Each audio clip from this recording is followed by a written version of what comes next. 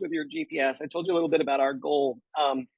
When we talk about your GPS, one of the analogies that I always use with this is that if you're going to think about going on a vacation, the trip or the location that you're going to go to, that destination is really what we would call a goal, because we have an intent to go have fun and we're going to get somewhere. And so the goal setting exercise, the goal becomes, I'm going to go to, someone was in Oregon. I'm going to go to Oregon. I forget the city name, but I'm going to go to Oregon.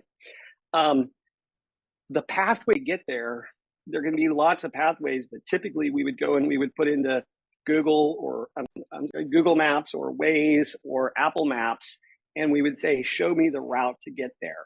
And that route that says, take this road, turn here, go up here, go over there, that's really what your GPS is. It's about picking a destination and then figuring out what the path is to go there. So when we look at Quantum Leap, forward on the screen here, when we look at Quantum Leap, it's really about 4 boxes, and there's 4 answers or 4 questions that we're answering. The goal of Quantum Leap is to help you set a pathway to succeed in your life at the highest level possible. So we have the first question, which is identifying what you want your life to be about. This is really about your mission statement, and it answers the question, who am I? Who am I? What is my life going to be about? The second box is now that I know who I am, how do I structure my life to support the vision? This is where all of the QL tools, the toolbox, the GPS, the 411, all of that comes in this box. The next one is, now that I know what I'm going to do, who are the people that I need to surround myself with to get me onto my vision? And that's really about selecting the right key relationships and making sure that if we're going to be the average of the 5 people we hang out with, who are we hanging out with? And are they the right 5 to support us in getting us there? And the last box answers the question, now that I have money coming in, what's my money going to do?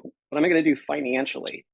And we define a wealthy life as someone that's derived the unearned income that funds all of their life mission. So for the gentleman, I think it was Garrett, that said he's wanting to become a real estate investor, getting to 100% horizontal income that lets him go do whatever his mission in life is.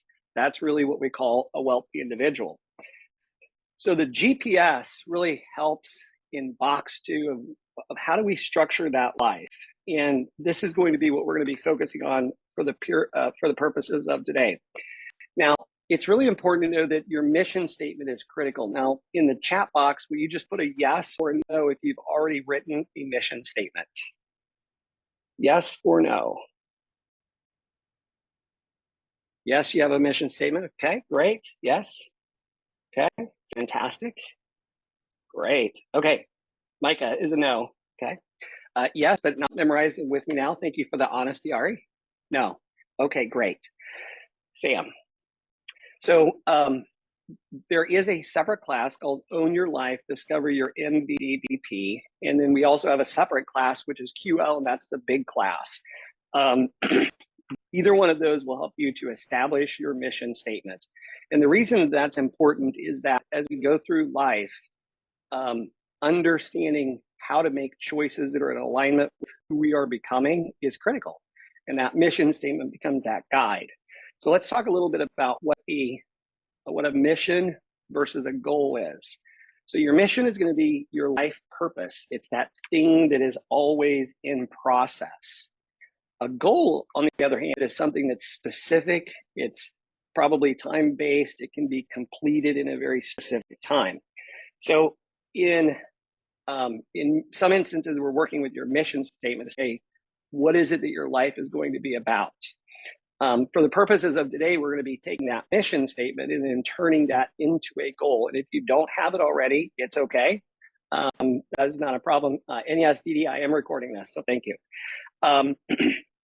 So my personal mission statement is to help others achieve their best life possible and to ease their suffering, which is the meaning that they associate with the events of their life.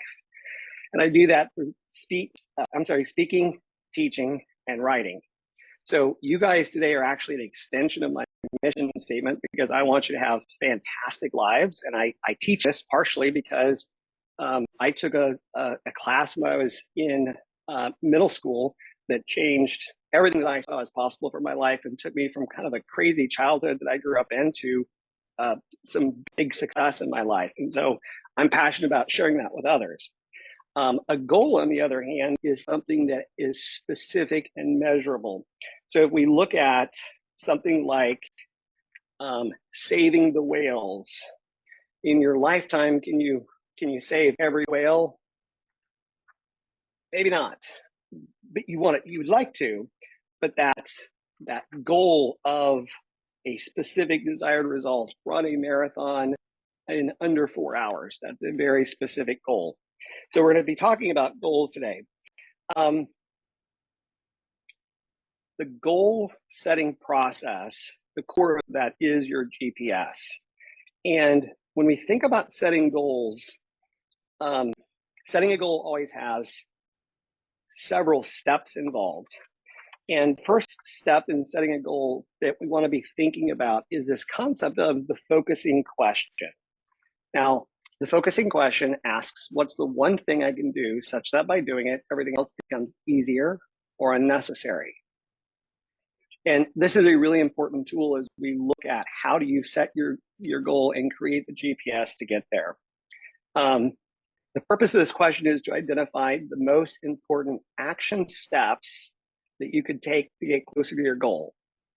There are always several steps to get to any goal, and yet the focusing question helps us identify the activities that become the priorities and should be done first. When you get good at identifying the most important action to take first, you'll discover that many times other steps that you may have thought of become easier or completely unnecessary. So let's look at the concept of how the focusing question fits into a process that we call goal setting to the now.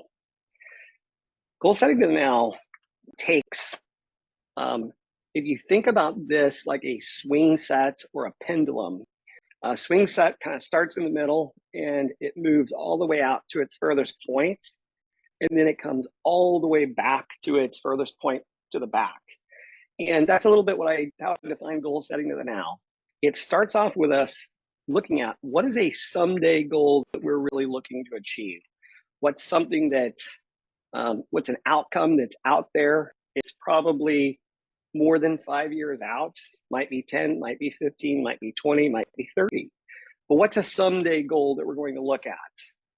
And when we think about asking the question, what's the one thing that I want to achieve someday in the future?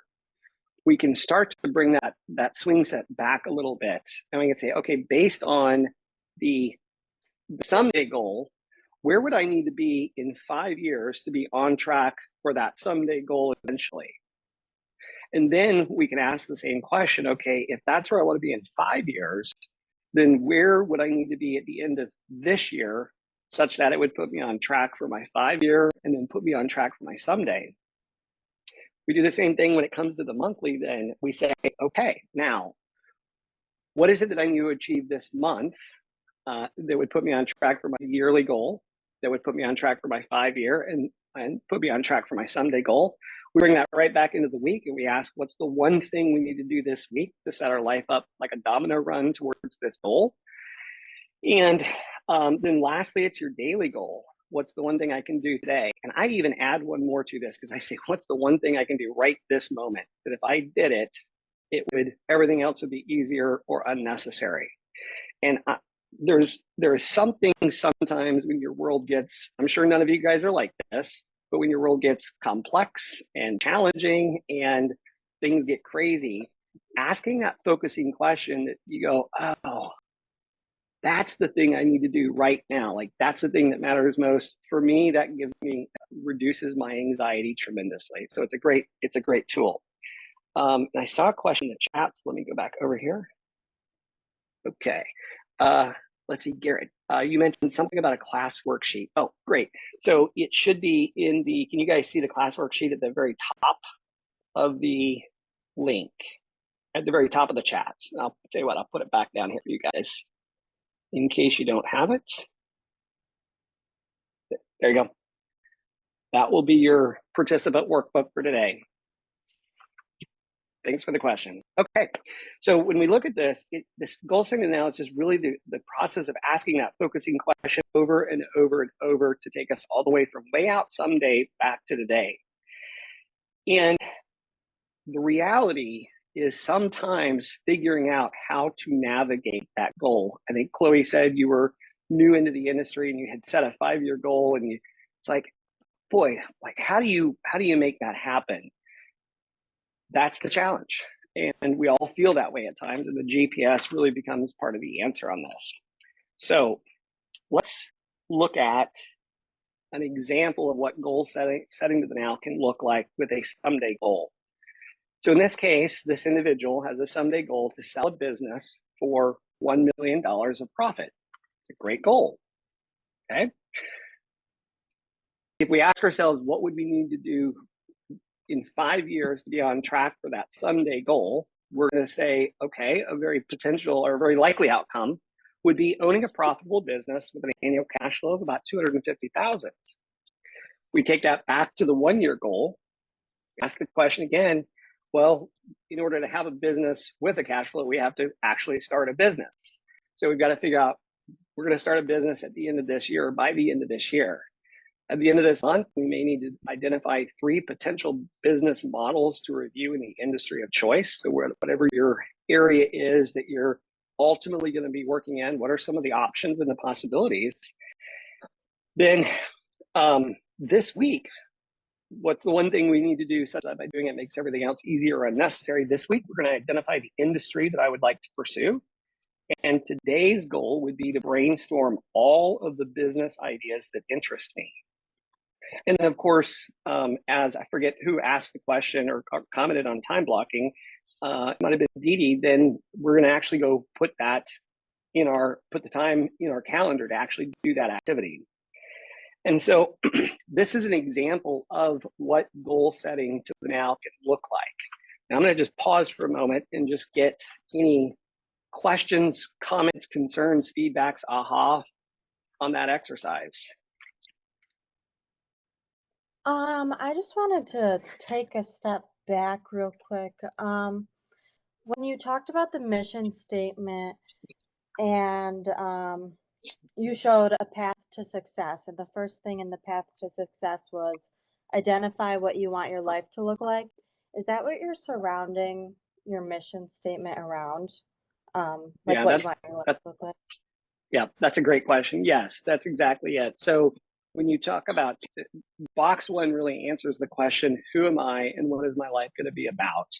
And to take that answer just a little bit deeper, I was at a spot in my life in my 20s where I had to make some really big decisions. And I was faced with 2 choices that both would take me in completely divergent paths, and I did not know how to make that decision. I went to someone who helped me. I did not know we were doing a mission statement at the time, but we started to work through, and let's see, I'm going to just let me get this one muted here. There we go. Okay, good. We went through a series of exercises to really uncover what was I passionate about, what things would capture my attention, and out of that came the mission statement. And the moment that I made the mission statement clear, I had complete clarity around how to make the decision. And what's interesting about that, Chloe, is that as I made that decision, every latter decision that I made, so when I became a team leader, I realized that I could make more of an impact on people's lives, helping them to have a better life by teaching and training them in large groups. So I became a team leader. Becoming an OP, I got to have more of an impact by working with our agents on wealth building. Board of directors, doing the same thing here with helping you to experience your best life. So that it's for the purposes of today, you don't have to have that mission statement, but if you do go back and look back on kwkc.org, you'll see the MVVBP class, and that's the one that will help you, or QL, the full QL class, which is usually about a 6 to 8 hour class.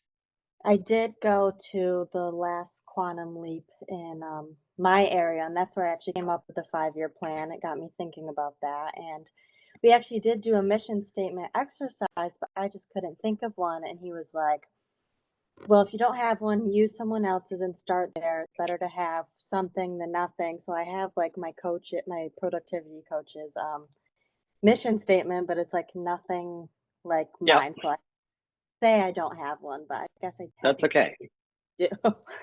Great. Well, But and thank you. if yeah, you bet, Chloe. If we have a little bit of extra time at the end of this call, I can show you the model for that. And if not, you're welcome to reach out to me individually, and I'll be glad to help you with that. Yeah, that'd be great. Thank you. Great. Okay. Good. Any other ahas? Didi, I think your hand's up. Oh, or Ari. Yeah. Hey, I was gonna say that I've taken this class a couple of times, and I think one thing that I realized is that my mission my mission changed from the first time that I took it because I was brand new to Keller Williams, right? So I was sitting in a room with everybody, and it seemed like everybody had all their visions and their missions and stuff together. And I was a single mom drowning, and I was like, I just need to make sure my kids' tuition is paid for. I can hear them, when they come home and they're excited about their day, and I'm not picking up the phone at 9 o'clock. Like that's what I needed in order to even really sift through the bigger mission. And I feel like sometimes we put the pressure on ourselves to have clarity around that, and that it wasn't there wasn't real in that real space for me. I mean, I was literally flying by the seat of my pants in life, and I was like, I don't know, my mission is to have dinner on the table 3 days a week. Like, that was the mission. So, and Keller Williams really did help me unpack that and create space so that I could create or understand like mission and purpose and then goals and different things like that. So good for you. That's awesome. I just encourage everybody, like, some people have this figured out or whatever, and some just don't. It's like, I'm just trying to get dinner on the table right now. Well, it took years for me, so let's be fair on that. And, it sounds to me like your mission at this stage of your life might be providing a fantastic life for your children. It's right now it's building generational wealth through home ownership. But that took, I mean, that took years of weeding out, keep going to these classes. Yes. Okay, good. And then I think Ari has her hand up also. I appreciate that share, Dee. It kind of makes me think of Maslow's hierarchy of needs, needing the foundational basic needs before we can have higher ideals and aspirations. I wanted to ask, in terms of goal setting, I find that there's many different areas of life that we can have different goals in. And so I'm wondering what your thoughts are in terms of simultaneously pursuing multiple goals within this breakdown of time, or is there something to be said about narrowing in order to actually focus our efforts, because there is limited time and energy, etc.? Yes, that's a great question. And one resource for you, we cover this in QL, in The One Thing. Let me find the page number. How many of you guys have read The One Thing? Okay, so got a couple people that are. The One Thing by Gary Keller is actually it's actually Quantum Leap in a different name, so that, because no one would buy a book called Quantum Leap, they'll buy a book called The One Thing. And in the book, you have the 7 circles of life, and it encourages you to go into each one of those circles and set goals and look for key relationships in all of those 7 circles. And so that's a tool. So it's on page 114 of The One Thing. And Ari, the key to that is to figure out what are the goals that are realistic that need to be achieved now, and what are the priorities that need to happen. And then once we get it all executed, we go to the next goal with a new set of priorities. So that's a great question. Does that help? We can't do it all. That's great. Thank you, Brian. Yeah, we can't do it all simultaneously, but we can be gradually, then suddenly with our goals. It's the concept of being a 7 or 8 or 9 or 10-year overnight success story. Takes time. Okay, good. Anyone else? All right, we'll dive back in here. Back to my screen. There we go. Okay.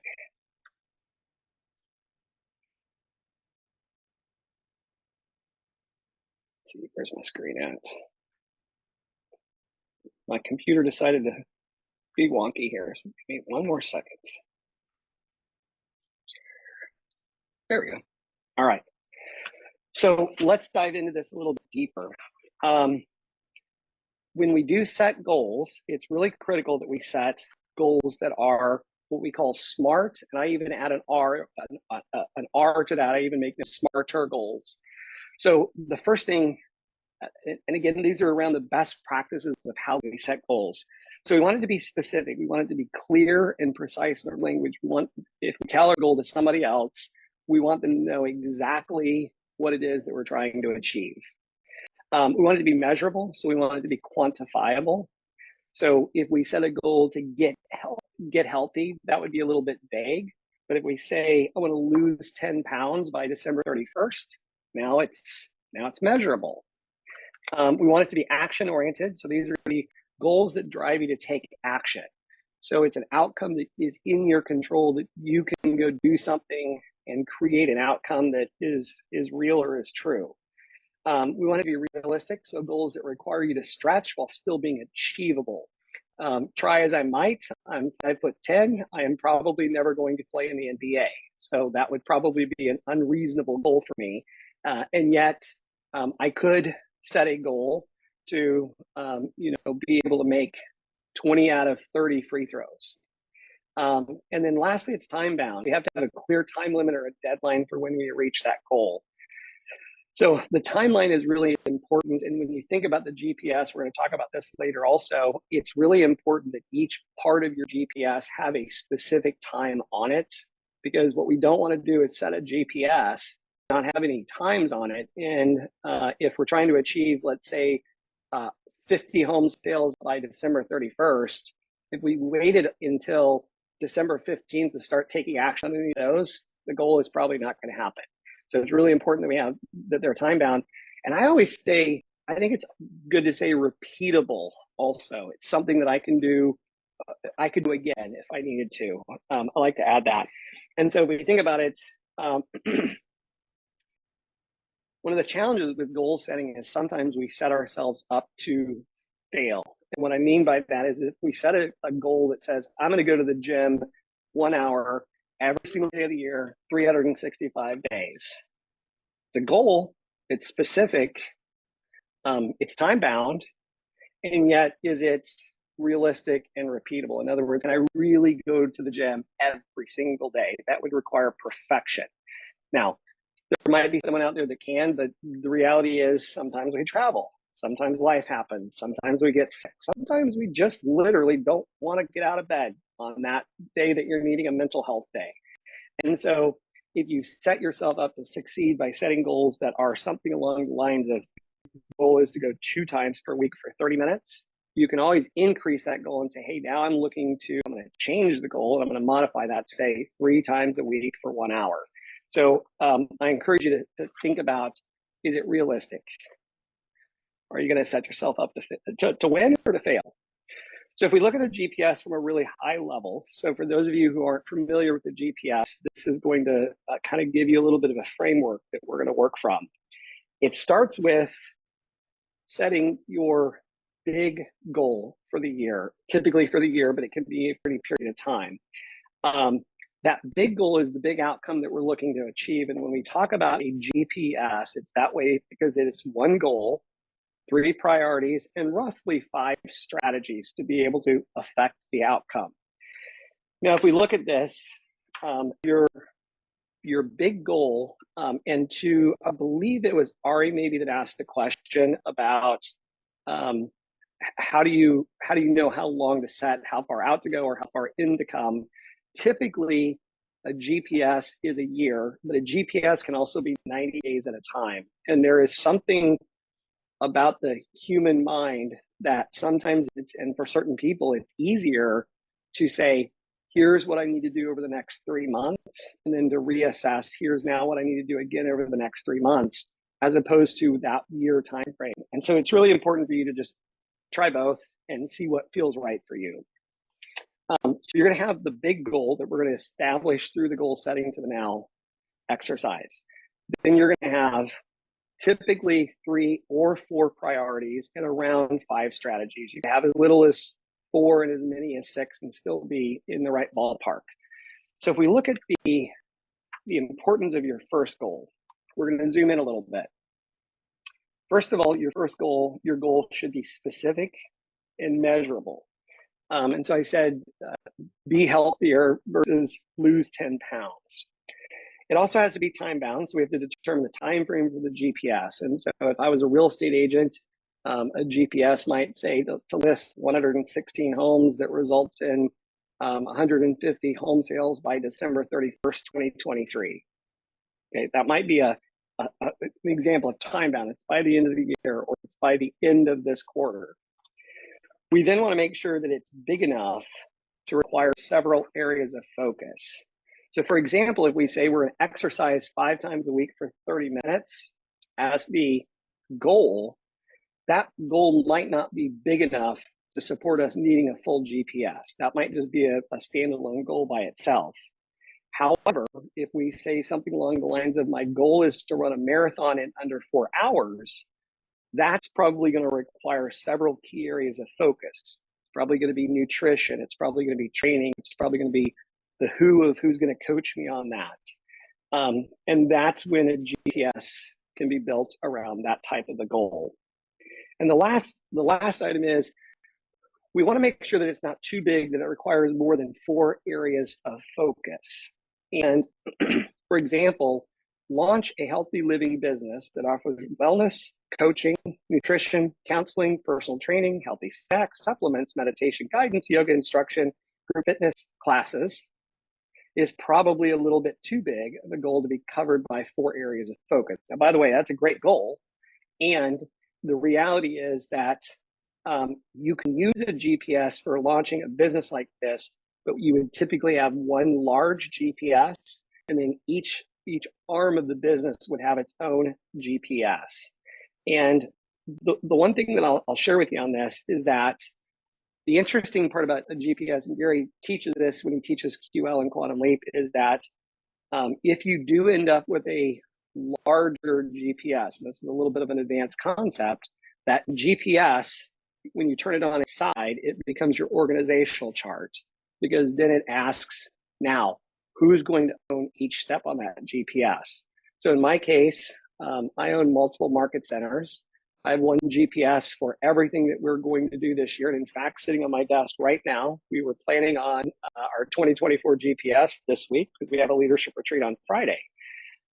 We also then have a GPS for each one of our staff members that lives inside the GPS to say who's going to do which parts of this. And then we're tracking with accountability to make sure that they're on track, because if they're on track and they do the things that I'm responsible for, guess what? We all achieve the goal. So once you have your goal in place, you're now ready to go in and identify what are the priorities that need to happen in order to achieve the goal. Let me go back to my screen share here. Okay.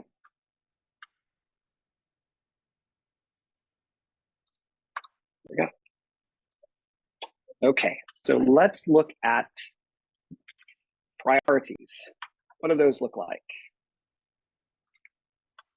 Okay, your priorities need to be specific and measurable, and the measure can be the completion of the strategies. So one of the things that's unique about a priority is it's very outcome based. A goal is outcome based. I have achieved my goal when blank is true. I've lost 20 pounds by December 31st. The priorities are typically not action steps, but they're outcomes that when you check off the strategies, that outcome becomes true and then moves you towards that goal.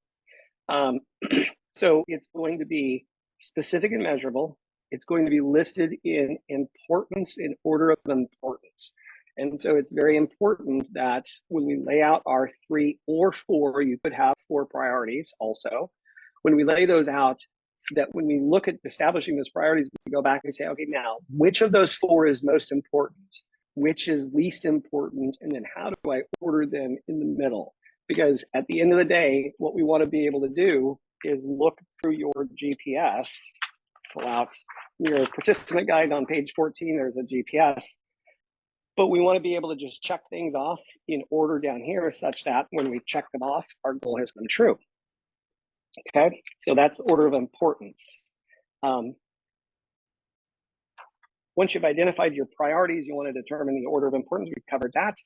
Next, we want to make the priority big enough to require several strategies to accomplish.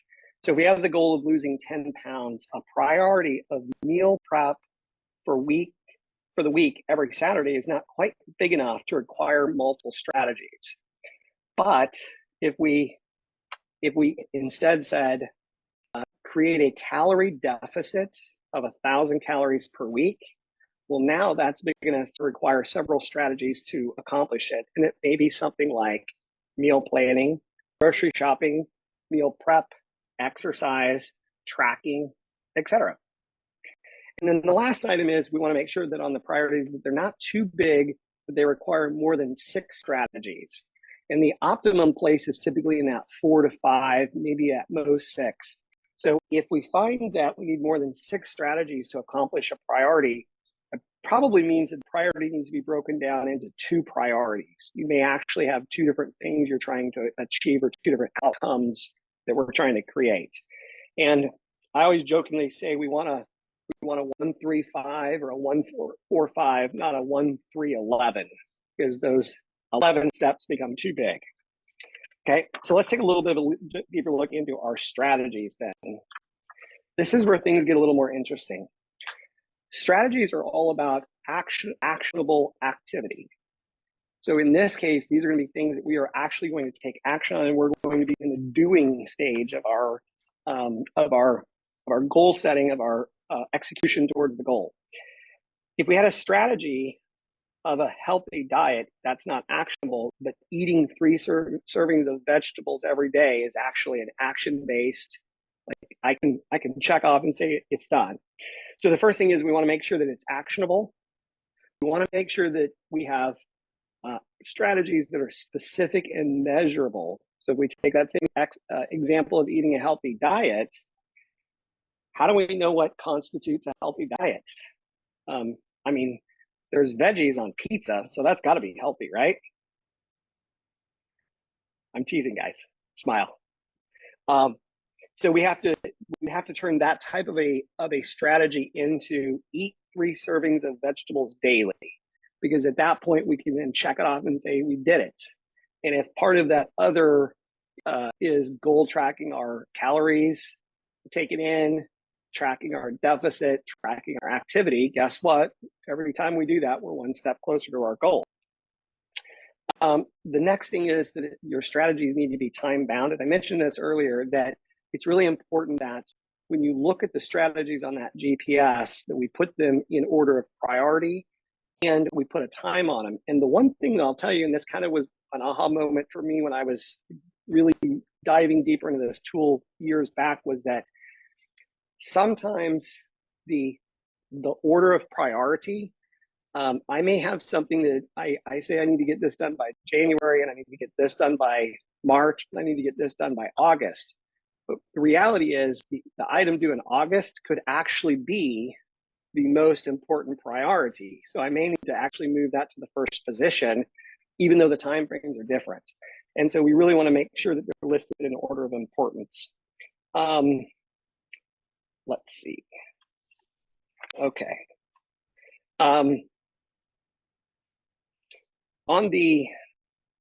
Let's see here, hold on just 1 second. Strategies, actionable, time bound, and listed in order of importance. Okay. So let's take a look here at an example GPS. So this is Mission Mel, and we're going to just use this to kind of look at what does the process look like. So their goal, setting to the now, has created a personal mission statement that Mission Mel says their personal mission statement is to save lives through Doctors Without Borders. Their 5-year goal is to become an intern in a hospital in Mexico. and their 1-year goal is to become fluent in Spanish. So let's look at how we might take that and morph that into a GPS. Here's where they are. Okay. Mission Mel, the time period is, in this case, it's 2021. So let's say that says 2023. Need to update my slide. The goal is to become fluent in Spanish. The priorities that Mission Mel has identified is 1, build a vocabulary of 2,500 words. 2, practice speaking and listening to Spanish 365 days of the year.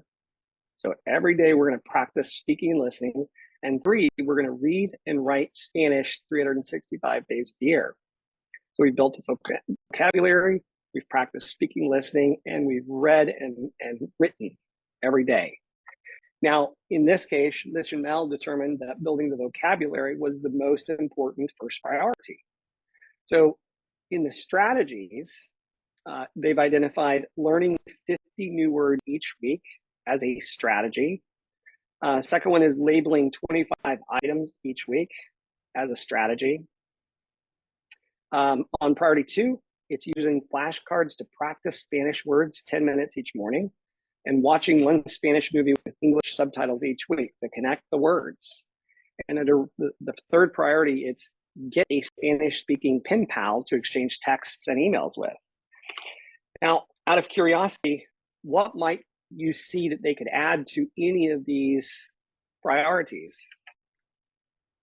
What are some other options? You can just come right off mute and share.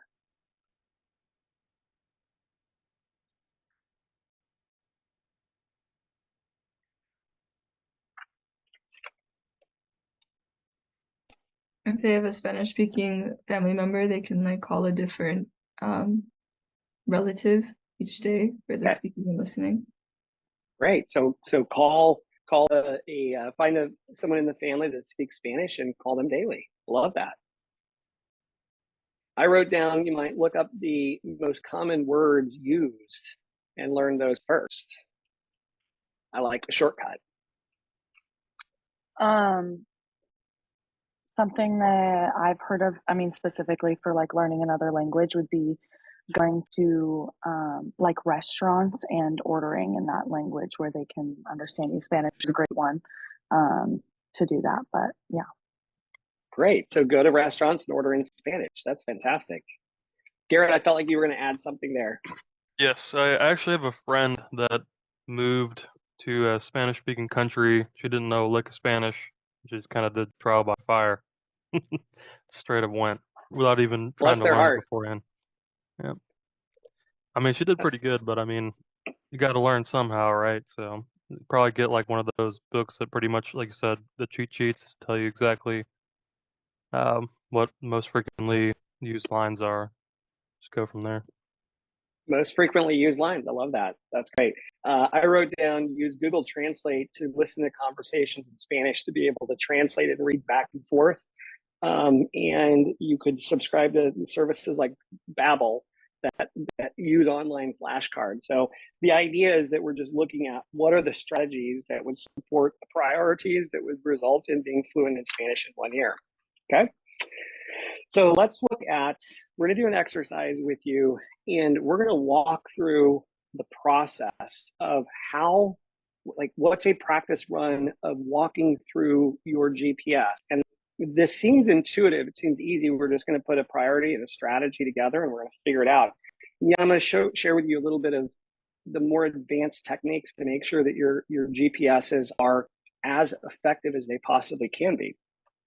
So as we get started, you're going to have a blank GPS on page, I believe it's in page 14 of your participant guide that looks like this. And if not, you can just simply write on a piece of paper. That's not a problem at all. So what I want you to do is I want you to think about your goal setting to the now process. And I'm going to give you about just 30 seconds to go through and think about your someday goal. What is that thing that's out there that someday you're really looking to accomplish? It's probably beyond 5 years out, but it's a someday goal. Okay. Just write down a someday goal. And if you have any questions, I've got the chat open or come off mute.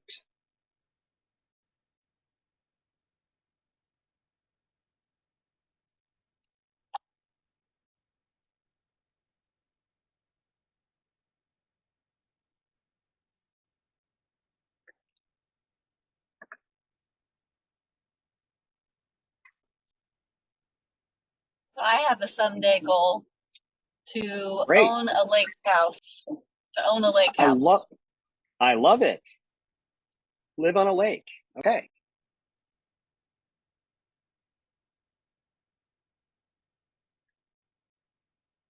I have a goal of someday going on an African safari with my dad.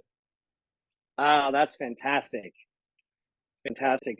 I just got to take my wife and children on their first one here last about 45 days ago. Great experience.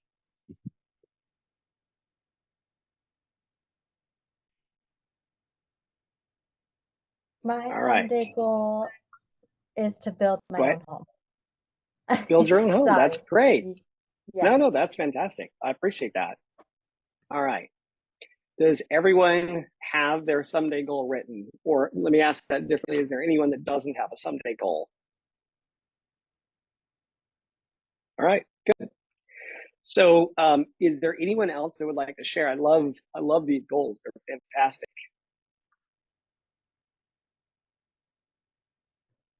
I have my goal would be to eventually go attend college at Texas A&M. I didn't get to go to college because I decided to go the military route. So for me, that's kind of something that I wanted to always do. It's kind of one of my dreams. That's awesome. I love that. And by the way, thank you for your service. It's fantastic. Okay. So now what I want you to do is I want you to go back to that goal that you set. That's the someday goal. That's probably the more than 5-year out goal. And I want you to go back and think about that and decide by asking the focusing question, what's one thing I would have to achieve in 5 years, or what's one outcome I would need to create in 5 years that would put me on track for that someday goal. And I'm going to give you about 30 to 45 seconds to just write down what goal would you need to have achieved in 5 years to be on track for your someday goal.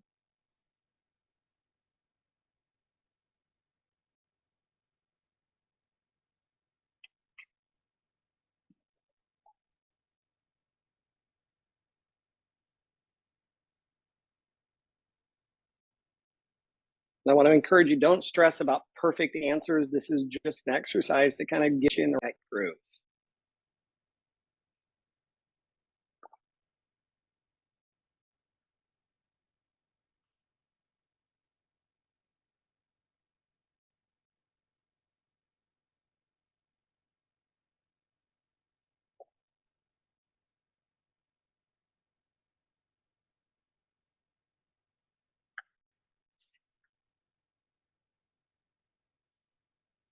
All right, who'd be willing to share their 5-year goal?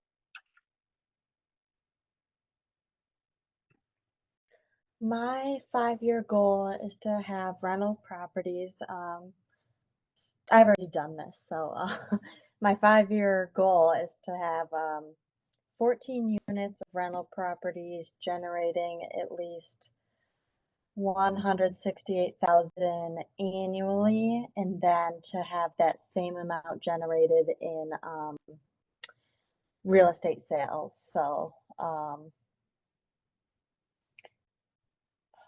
I can't find that number of what sales that is, but that's like the overall. That's okay. Great. So it's to have 14 rentals generating 100 and was that 168,000? Yeah. Great. I love that. And here's what I love about that. It's specific, it's measurable, it's time bound, absolutely realistic. And that's a great goal. So congrats, Chloe. Thank you. Awesome. Anyone else? Like to So share their hers is 5-year? hers is so specific. I was just going to say, have set aside $200,000 towards purchasing my lake house. Okay, great. So it's set aside 200,000. So we want to have 200,000 in the bank which might become the goal on that. We could probably massage that and say, to have identified in April, are you in real estate or are you, what Yes. industry are you Yes. in? You're in real estate. Okay, Yes. great. Uh-huh. So in that case, your goal may be to have created a budget and a sales plan to make sure that you're able to put in 200,000 in 5 years. My dyslexic math, I've divided that by 4, but we want to make sure that we had put 1/5 of that away, or divided by 5, 1/5 of that away each year. So I guess it'd be $40,000 a year. So you could work with that goal and make that a little bit more specific. And you're right on track. That is the idea of a 5-year goal. Great. Anyone else? So can I ask another question then? Chloe, I think was her Absolutely. name. So, mine was financially oriented only. Hers was financially oriented, but she had gone a step further, I felt like, by adding the how she was going to do that was through rental properties. So is her having the rental property part, is that more of a strategy to go along with the priority? So I need to come up with the strategy for how I'm going to achieve the $40,000 a year. Yes, and that's exactly where we're headed. But when you go back to the 4 components, it needs to be specific, measurable, time-bound. Time bound, big enough to require several areas of focus, and not too big that it requires more than 6. Actually, I take that back. That's the 1 year.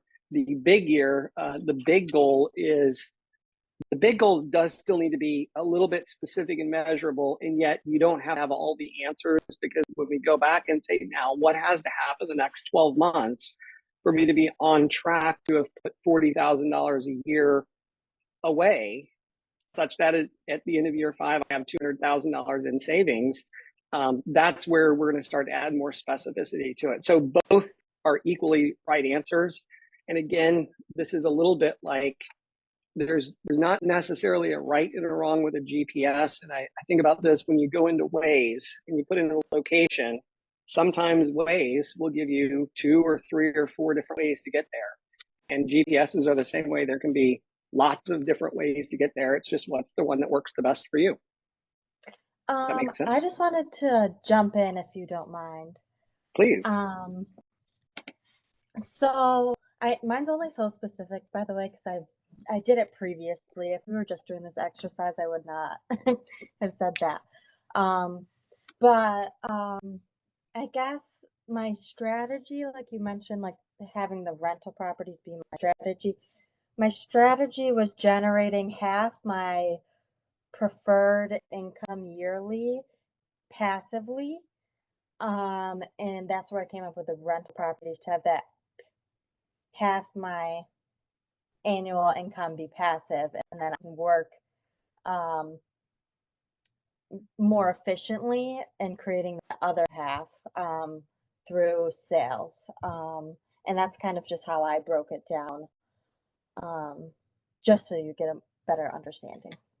Yeah, that's great, Chloe. Thank you on that. And again, that's why revisiting this process on an ongoing basis is important. As you start to clarify. And someone said this earlier, that their mission statement had changed. I think that was Dee Dee.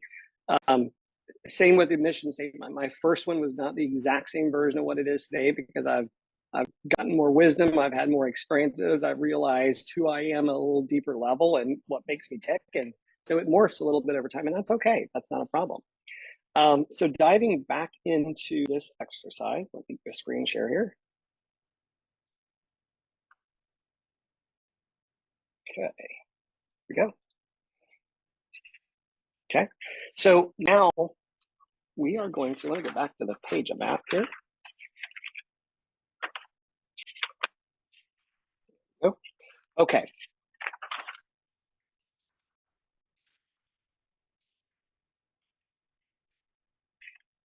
I went back to answer a question and somehow I lost my page. Okay, so now that we've established that 5-year goal, what we want to do is now we want to go back and look at what is the 1-year goal. So what has to happen? What's the one thing that has to happen at the end of the next 12 months that would put you on track for your 5-year and your someday goal? So take just about 30 seconds and think about what is that one goal for the end of the next 12 months.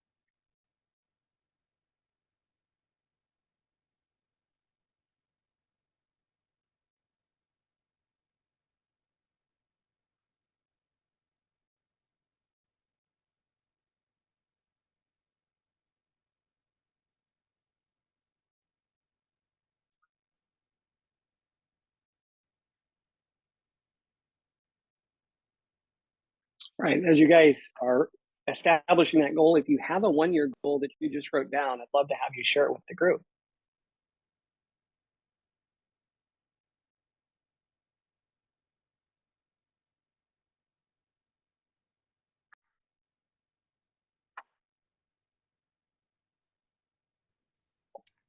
I feel like I'm taking over, but Okay.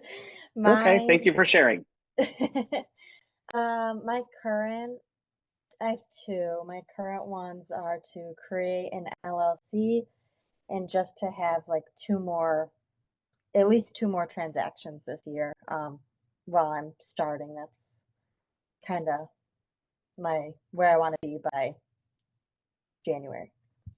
Okay. So Chloe, what I heard you say is it's to purchase. Did you say purchase 2 more properties by January? To yeah, like assist in the buy or sell side. Okay. So To have 2 additional home sales. yes, yes. Okay. So let me just ask you on that. How many total home sales do you need to have generated, or how much profit do you need to have generated by the end of the year that would put you on track for your 5-year? I know this sounds kind of um bad, but There's no judgment. this year I didn't give myself a sales goal because I um took the learning approach and had kind of had a slower start to gaining traction on my database and all of that. So this year I kind of gave it a leeway year, and then I have it broken down into year 2, 3, 4, up to year 5 of those um, estimated my sale goals for those years, but the first year I Great. don't have one. Okay. Uh, So great. And so you broke down the other years, and it sounds like mhm. you gave yourself a little grace this year, is what I'm hearing. Yeah. Okay. Chloe, was it a skip year for you? Was it a year you just were saying this year doesn't count, or was it, in other words, how would you know you did the right thing, or it was doing the right things? You said education this year to get you on track for the future goals. Yeah, so I graduated, my look on it, I graduated high school last year, so I'm 19. And I figured this would be my year. Like, it's not super important for me to have that sales goal the first year. It just wasn't super important to me. What was really important to me was just learning. And to know that I've done that is just I try to apply myself every day. And that's how I know I'm moving forward this year and tuning into trying to know as much as I can before deep diving next year, to where I really have those goals more narrowed out, if that Great. makes sense. It makes complete sense. And yet, one of the things I heard you say in there is your goal was to probably, we went back and looked, you probably had some specific goals. If I had attended Ignite or I attended Bold, or it's to build the knowledge foundation that sets me up for success in future years. That might not be as specific or as measurable. So it may be that, we're going to build a growth plan this year that sets us up for success. And yet you do have a goal in there. It just wasn't numerically based. Yeah, So yeah, great. And congrats. I got into business when I was 20, turning 21, and that's a great time to be starting. yeah. Ari, I think you had something to add there. Oh yeah, I'm just like so many question marks over here. So after I did the Gary Keller Quantum Leap, it was like it just streamed the one day the Mills Group did here in Yep. Gainesville. I remember sitting down with the GPS because I was looking at applying for the coaching, and I feel like I'm in the same. That's why I was glad to join today. I feel like I'm in the same kind of muddle spin. So I figured I'd let me unmute and like kind of ask Great. about it because you're here. This is what I'm looking at in terms of like someday goal. It's kind of vague, but in terms of like having some sort of brand or like curriculum for like healing, lifestyle development, like books, seminars, retreat centers, like it's just like a whole multifaceted thing, but basically being like a psychoeducator type of person on something, some modality of healing. So then 5 years, I said, having chosen that discipline, whichever like thing that I really want to represent is, I'm going to be actively learning and researching in it. And so then my 1 year goal is to like begin whatever educational program like towards that. So that's one sort of trajectory. The other side is like, for me, I'm graduated, I'm working full time now, but I also, because I have kind of gotten into the orbit with Keller Williams and am interested or intrigued at least by the field. I don't even want to say the field of real estate because I know very little about real estate, but I really like these types of things and like the coaching and the lifestyle and models and things. But I also am curious for myself, like there's my someday goal. And I guess for me, I am kind of at a crossroads of like how much of it is pursuing the academia, because basically I want to be in academia and then present it in relatable ways, with some sort of kind of commercialization side of it.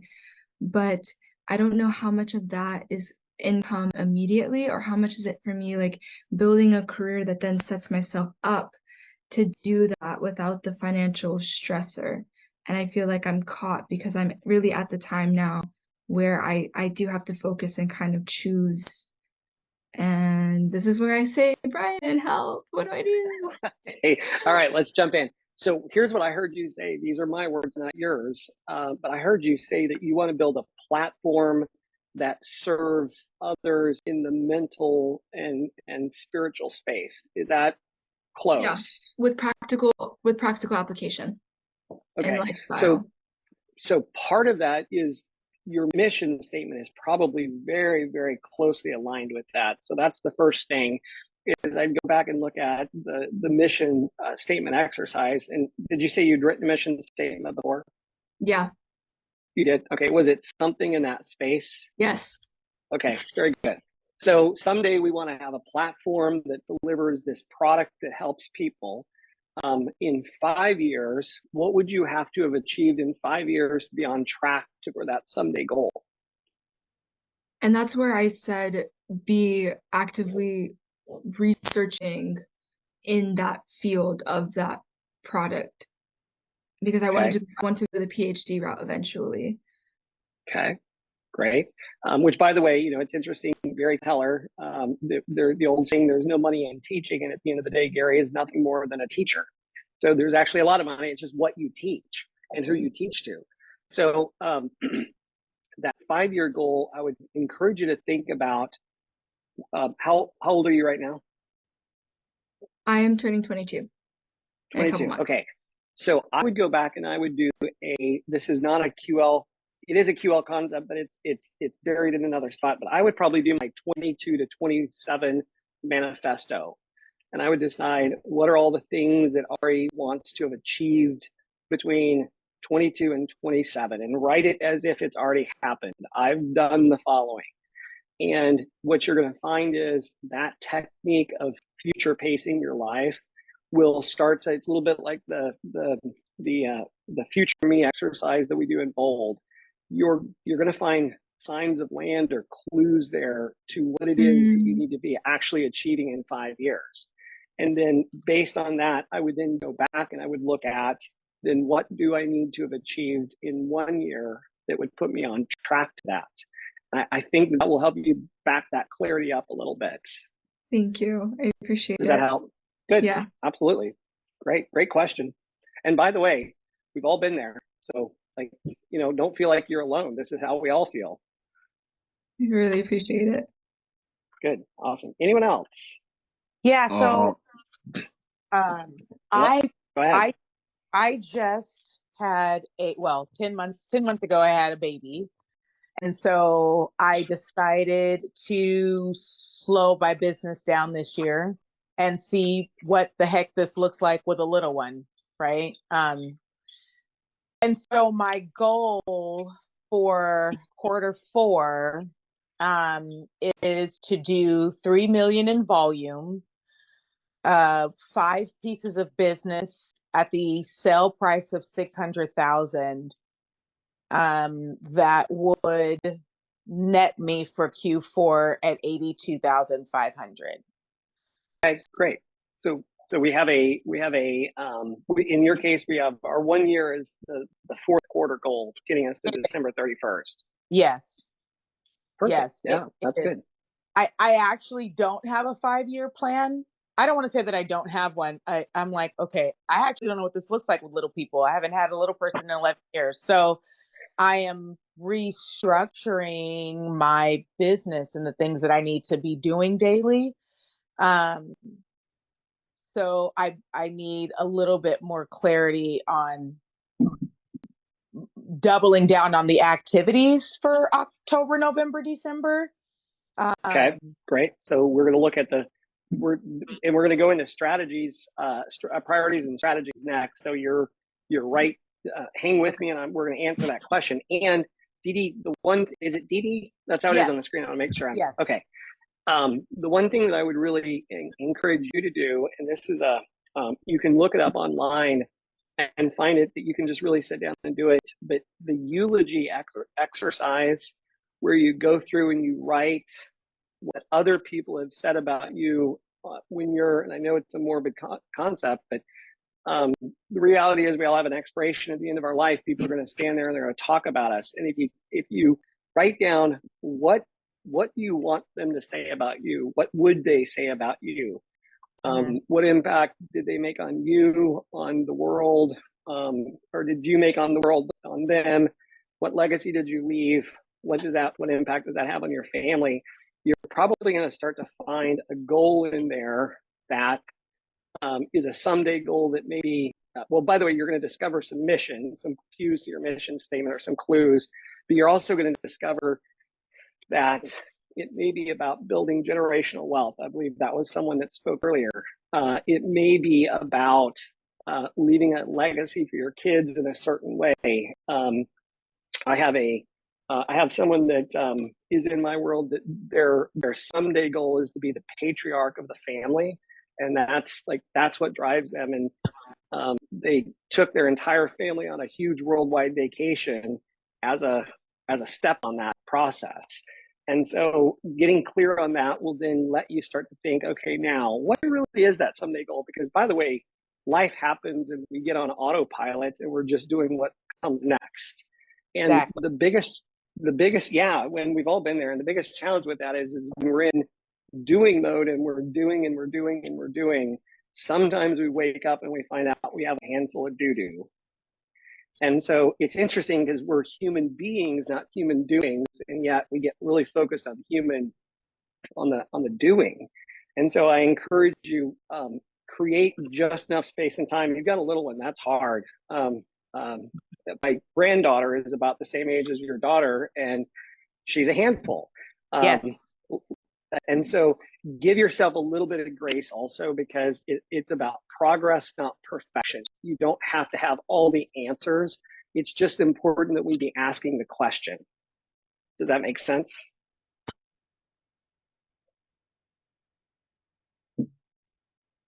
I think she muted, but hopefully that helps. Does that help, guys? Yes, thank you. Okay, good. Awesome. So here's what we're going to do. We're going to do another step on this. So we have a 1-year goal. Now, what I want you to do is I want you to go through and I want you to brainstorm. And I'm going to give you about a minute or two for this. I want you to brainstorm everything that you can possibly think of that would support you in accomplishing your 1-year goal. So just make a list of what are all the could do's, might do's, should do's, ought to do's, would do's to get you on your way to your 1-year goal. And before you start with that, I'm gonna give you one additional tip. When it comes to setting your 1-year goals and establishing priorities and strategies, a mentor of mine inside Keller Williams taught me the concept of the renegade GPS. And a renegade GPS, sometimes when we think about the answers in a logical, linear, forward-looking way, sometimes we get like brain fog and stuck. But if, on the other hand, we ask ourselves, what are all the reasons I haven't already achieved that goal? So if I have a goal to lose 20 pounds, what are all the reasons I haven't achieved it? Well, I'm not going to the gym daily. I'm not tracking my calories. I'm not getting to bed on time. I'm eating out too often. And you can do the renegade GPS and turn that into, well, okay, so I probably ought to be going to the gym 5 days a week. I probably ought to track my calories daily. Probably need to go to bed daily by 9:30. I need to prepare my meals in advance, and I need to eat out no more than 2 times a week. And what you're going to find in both of these examples, whether you do it forward or renegade style, you're going to find buckets or themes, and those buckets or themes are what we're going to use to establish the priorities. So hopefully that helps. I'm going to give you a minute or two just to go through and brainstorm everything that you can possibly think of that would help support you in achieving your 1-year goal.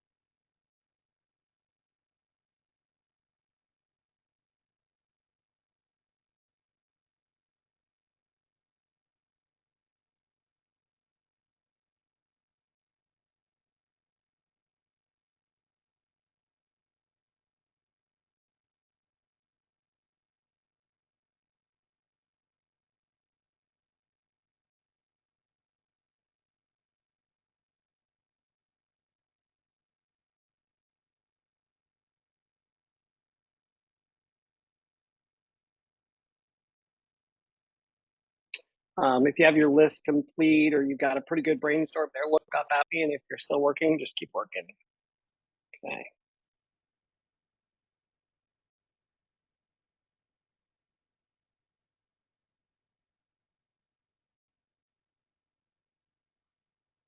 Okay.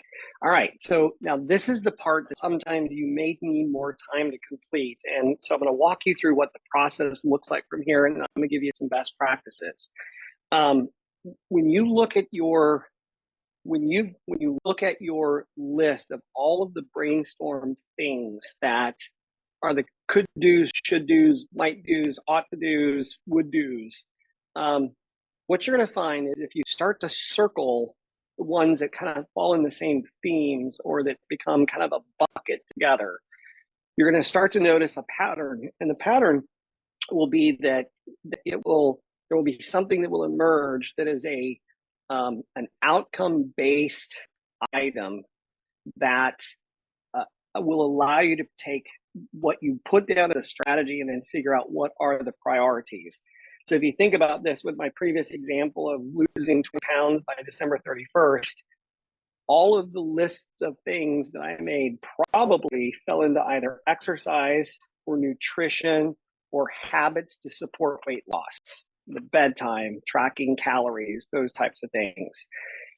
And what you're going to do with that is you're going to take those buckets of those themes and say, now, what is the outcome that at the end of the day needs to happen in that bucket or that theme? So for instance, exercise, it may be that I need to build weekly healthy exercise habits that support me having a calorie deficit daily.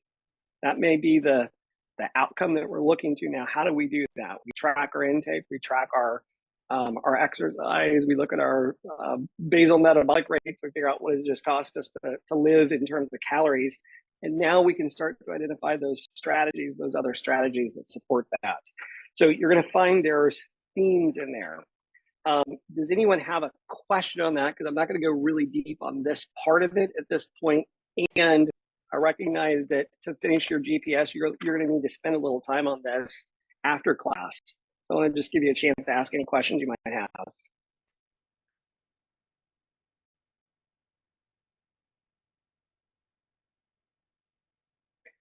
And one thought that I had regarding the real estate sales goal earlier, one of the things Gary taught me was that when you're setting a goal for units, and this doesn't apply to everyone on the call, but if you're in real estate, if you're setting a goal for your sales business, it should always be predicated on the goal is to take a certain number of units. It's to take a certain number of listings that would put you on track for a certain number of units sold, GCI, and profitability. And so it starts, the one thing becomes how many listings do I have to take in order to sell the number of units I need to sell in order to make the GCI and to make a final profit.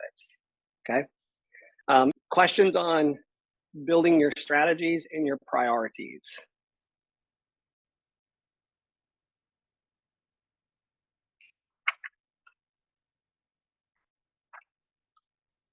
So here's my tip on this. Whatever your 1 year goal is, I would go back and I would just look back through the list of the brainstorm. I probably would do a little more thought on this.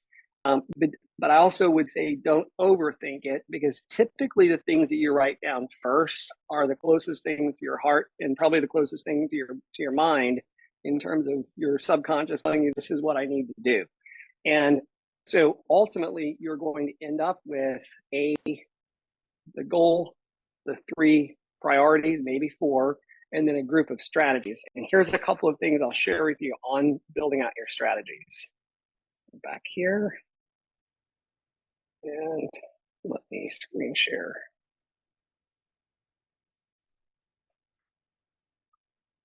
Here we go. Okay. So when you're creating those strategies, we want to be looking at a couple of very specific items. First of all, we want to ask the question, will the answer to whether I've completed this strategy be a clear yes or no? So for instance, if you have a strategy, if you have a company that builds widgets, and your part of your strategy is to build your widget brand, that might not be a strategy. We may want to turn that into an actionable step of create a flyer to highlight all the features of my widget, because at that point we can check it off. So your priorities are going to be outcome based, like build my widget brand might actually be a priority. The strategy then would be creating the flyer. The second question we want to ask is, do I have complete control over whether the strategy can be completed? We want to make sure that all or at least 99% of what you put on your GPS is something that you can control the outcome of. Because if somebody else, if you're relying on somebody else to do something or achieve something, now you're not in complete control. So do I have complete control over whether the strategy is completed? And then the last one is, have I identified the timeline for completing this strategy? And again, I mentioned this earlier, because if we take the strategies and we say we're going to do this by December 31st, but we haven't started actually doing them until November or December, we're probably not going to hit the goal. So which one needs to happen by certain dates? January, February, March, and on. And then, of course, I mentioned earlier that the other key to that is it may not be the one that is completed first is the highest priority. Two other things that I'll just share with you. When you are creating your GPS, on screen share on this, once you get your GPS together, and I thought I had mine laying right here and I don't at the moment. Once you get your GPS together, we have the one goal, the 3 priorities, and your 5 to 6 strategies. You might have four priorities. We have to go back through then and say, okay, which priority is the most important priority? Which one, if I did none of the other ones, which one would matter the most? That becomes your first priority. We go back and we say, which of those 3 or 4 priorities is least important? That becomes your last, and then you order the order of operations in the center. We do the same thing with our strategies. And actually, I was working with my chief of staff this week, and I'm pretty good at this. And yet she pointed out that all of the really, really, really key first objectives for 2024 were like priority 2 or 3 or 4 on my list strategy 2 or 3 or 4 under the list of priorities. So I actually had to go back and reorder to say priority 1, strategy 1, that's the first domino. The second domino is priority 1, strategy 2, and away we go throughout the year. Okay. So just some tools to make sure you get the most usage out of this. A couple of other things. Some strategies may be a one-time strategy and some may be recurring. So we have to decide if it's a one-time strategy, when do we have to complete it by it? And if it's recurring, how often do we do this? Like, is it 3 times a week? Is it twice a week? Is it once every week? And then we talked about order of priority so that everything is in order.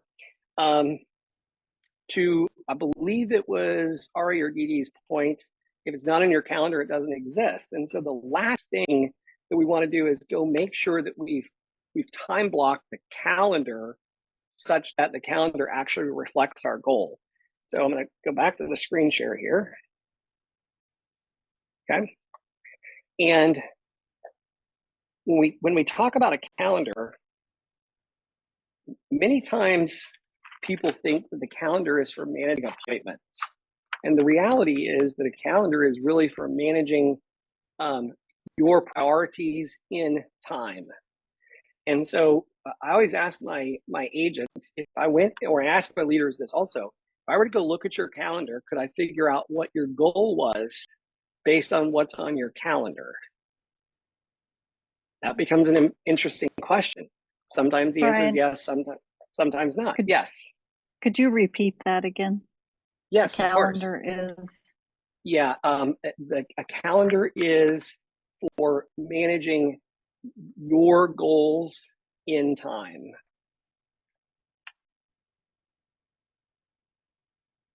And to back that up, most people think it's about keeping track of appointments.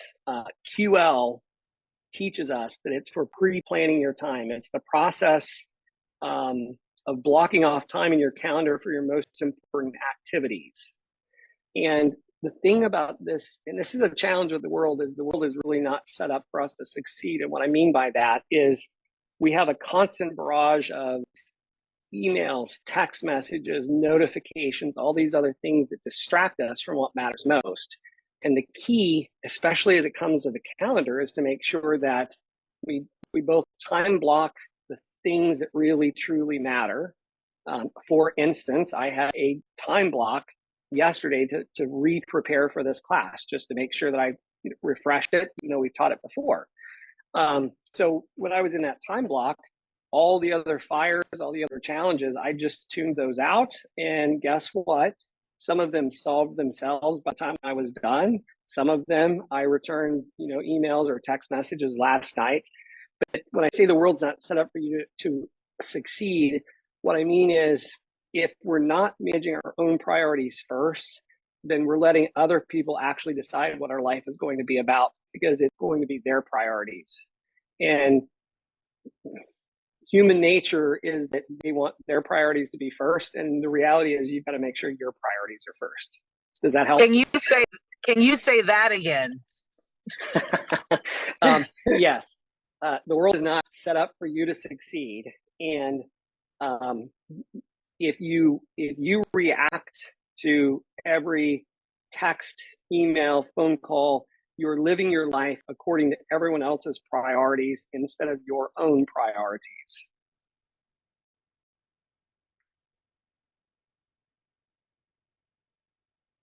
Thank you.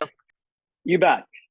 Now, when you think about putting your calendar together, the most important thing Gary teaches us is to first plan our planning time.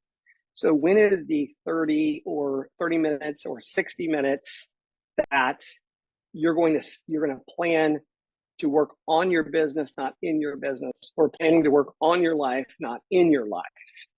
So that's the first thing that we want to plan. And that needs to be weekly, and it may not need to be a lot of time, but one of my goals is always to review my goals 52 times a year. Because if I'm going back and revisiting the goal, I'm checking in at a frequency. It's kind of like a plane being on autopilot. If a plane takes off and the pilot just goes, "Hey, you guys are having fun back there, I'm going to come back with you," and he doesn't have autopilot on, we're going to be, like not headed where we're supposed to go. And if he goes up every hour and checks and tries to course correct, it's going to be hard to make it to our destination. But an autopilot will change course every 1/10,000th of a second, and that's what keeps that plane on the exact heading and landing at exactly where it's supposed to be. And so that process of going back, revisiting your GPS, revisiting your goals, planning to say, okay, now based on what I've achieved, this was my goal. How did I do? How do I feel about it? Based on where I'm at, what needs to be done next week? What's the one thing such that by doing it will make everything else easier next week? When am I going to put that on my calendar to see to it that it gets done? And then we actually have to go do it. That's the actual work of achieving the goal. So first, it's plan your planning time. Secondly, it's plan your blocks of time for your most important activities. And these are typically your strategies on your GPS. So as you're looking at your week, you have your GPS up. You're looking at, okay, now what are the things that need to happen this week?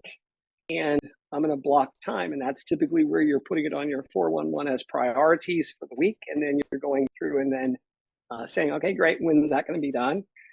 And then once you've time blocked your most important activities, you make a commitment to yourself that your time block comes first, and everything else, other projects, social media, emails, all that other stuff, it's got to wait until you get done with what matters the most. And those are the steps to make sure that you can both create the GPS and then execute on it. Because just like a business plan that's extremely well written, that's phenomenal, and it's never executed on, it's just a dream. It's not actually a goal.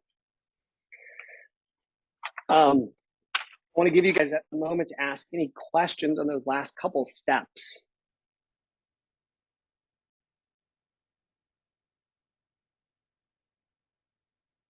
questions, comments, thoughts, ahas.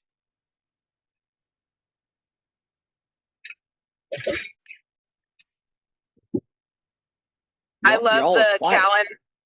I love the can you hear me? Yep, I got you, Dee. Okay. I love the calendar is to time block your priorities.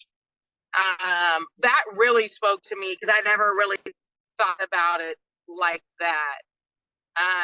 The things that truly matter. I loved the world is not set up for you to succeed, because people now are looking for an instant response, because text is an instant response, and email, you should have an instant response. So I think one of the ahas that I'm taking away specifically is I actually need to set up an automatic reply for my text messaging. So that when somebody is texting me, I can say, I will definitely respond by X or Y. Same thing with email, so that there's not an expectation that their 911 is going to be my 911. Yes, absolutely. And then I think when, again, just getting clarity around this calendar, just in my head, the first thing that I probably need to be writing down are the things that I know have to be done every day that are non-negotiable. Dropping off, picking up kids, right? Volleyball practices until 5:45. So I don't think that I've ever really put in the things that I do personally all the time, because they're just habit, and they're not on my calendar. And so sometimes I run into, I booked at 3:00. I got to pick up kids at 3:00, right? So that was an aha for me, big time, is to really putting in the things that I know I have to do every single day for my family, and kind of working my way back from there. Yes, absolutely. And by the way, this is one of the things that drives my wife the craziest, is when she says something, I'll say, did you send me a calendar invite for that? Because if it's not on my calendar, I probably will not. And of course, she lovingly says, you can put it in your own calendar, love. But it's making sure, when I was an agent, I knew the number of appointments that I needed to go on every single week. And I would have buyer appointment 1, buyer appointment 2, buyer appointment 3, listing appointment 1, 2, 3. And I had those time blocked. And not everyone was going to meet at the exact time, but then it was a process. I love April's husband says that too. It was a process then of lead generating in the morning to be able to then go fill the time blocked appointment. So I already had the appointment on my calendar. Now, when I became a team leader, it was doing 2 recruiting appointments a day, 10 a week, 40 a month. So my 11 o'clock and my 1:30 always said time block recruiting 1, appointment 1, time block recruiting appointment 2, and it was a game to fill that in. And so that's just making sure that the goals that you have time and space in your world to actually achieve it. And it really becomes, you do a time audit and you go back and you look at what are all the things that you really have to do to run your life, be a mom, take care of your kids, grocery shop, all those types of things. You start to realize that you don't have as much time in the day as you have to, or as you think you do. And so that's where reality comes in. And just sharing a personal story is, my wife and I looked at as our world gets more complex, we have fewer hours a day to achieve things. And when we looked at this year, one of the things that she said, I'm spending a lot of time cooking dinner at night. She's a great cook, phenomenal. But she said, it's a lot of work and it takes about an hour and a half every day. Well, lo and behold, as we planned the year, we hired a food delivery service that would just bring us our food every day. So a guy comes to our house with a cooked meal every day, puts it in the refrigerator, and voila, we don't have to spend that time in the evening doing it. And then we both also get what we want to have to eat that day. So it's important to look at that calendar, study it, make sure that the right things are on there, and determine, is what you're doing really what's going to set you up for success? And is the GPS actually getting executed on? So good ahas. Here's what I want you to do from here is go back, take this exercise that you started, time block some time in the next day or two, because if you put it out too far, you won't have gotten it done. But time block something, time block a time that you can sit down and go back and really refresh it. Even if you've done your GPS before, it's a good opportunity with these new strategies to go back and relook at that, because you may find opportunities you didn't see on there before. You may also find strategies that maybe don't actually apply and you can replace it with something else, or maybe it doesn't even have to be done because you found the right strategy to start with. So I encourage you to continue on the QL journey. And I just want to remind you guys, in your work system information, by attending a QL class, you have the ability to apply for a Fund My Mission scholarship, which can include about up to $5,000 worth of scholarship towards funding whatever was important to you. And it also includes the opportunity to have coaching for 3 months provided by a MAPS coach. So there's information on kwkc.org about how to apply for those scholarships. I encourage you guys, if it's something that helps you continue with your mission. A big part of why we do what we do here at KWKC is helping you guys live your best life and providing economic opportunities for you to go live your mission. I want to thank you guys for being here today. I will stay on for any other questions, comments, ahas, anything that you guys have or need help with. And if not, you're certainly free to go. Real quick, You bet. It's kwkc.org. kwkc.org. I did put, oh, go ahead.